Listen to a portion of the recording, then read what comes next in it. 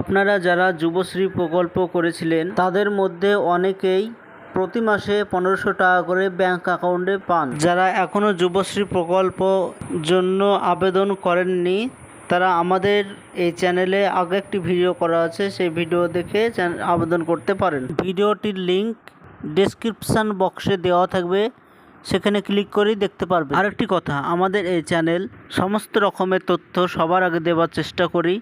Facebook থেকে দেখে থাকলে ফলো অপশানে ক্লিক এবং ইউটিউব থেকে দেখে থাকলে সাবস্ক্রাইব অপশানে ক্লিক করে দেবেন। যুবশ্রী আবেদন করার পর আপনার ওয়েটিং লিস্টে নাম আছে কি না তা দেখতে মোবাইল কিংবা কম্পিউটার থেকে যে কোনো একটা ব্রাউজার ওপেন করার পর সার্চ অপশানে লিখতে হবে এমপ্লয়মেন্ট ব্যাংক। এটা দেখতে পাচ্ছেন, এটা যুবশ্রী প্রকল্পের জন্য সরকারি ওয়েবসাইট।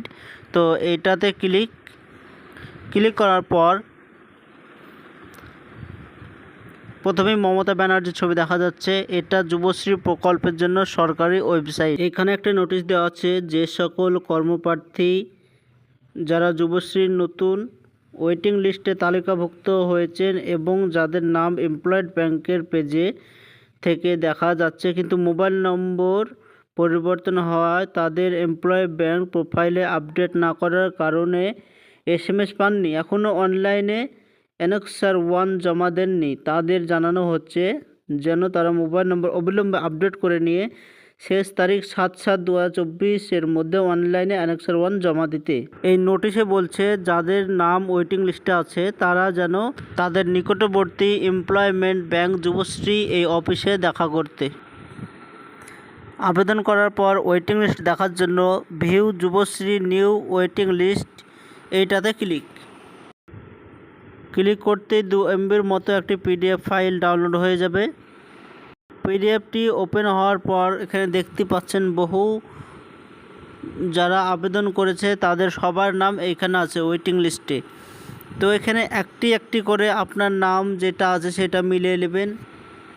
এখানে আপনার নাম, তারপর আপনার মোবাইলে যে EB দিয়ে যে নম্বরটা এসেছিল সে নম্বর, ডিস্ট্রিক্ট নেম। এই PDFে 544টা মতো পেজ আছে। তো আপনার নামটি ভালো করে মিলিয়ে নেবেন। যদি এই লিস্টে আপনার নাম থাকে তবে অনলাইন থেকে যে প্রিন্ট আউটটা বের হয়েছিল সেই প্রিন্ট আউটটা বের করে আপনার সব ডকুমেন্টস নিয়ে গিয়ে নিকটবর্তী BDO অফিসে গিয়ে এমপ্লয়মেন্ট অফিসে যুবশ্রী যেখানে কাজ হয় সেখানে গিয়ে আপনার এই ডকুমেন্টসগুলো সাবমিট করতে হবে। অফিসাররা আপনার সব ডকুমেন্টস ভেরিফাই করার পর তারপর সাবমিট হবে, ফাইনাল সাবমিট করে দেবে। তো এটা ছিল আজকের ছোট্ট ভিডিওটি ভালো লাগলে একটা ছোট্ট লাইক করে দেবেন।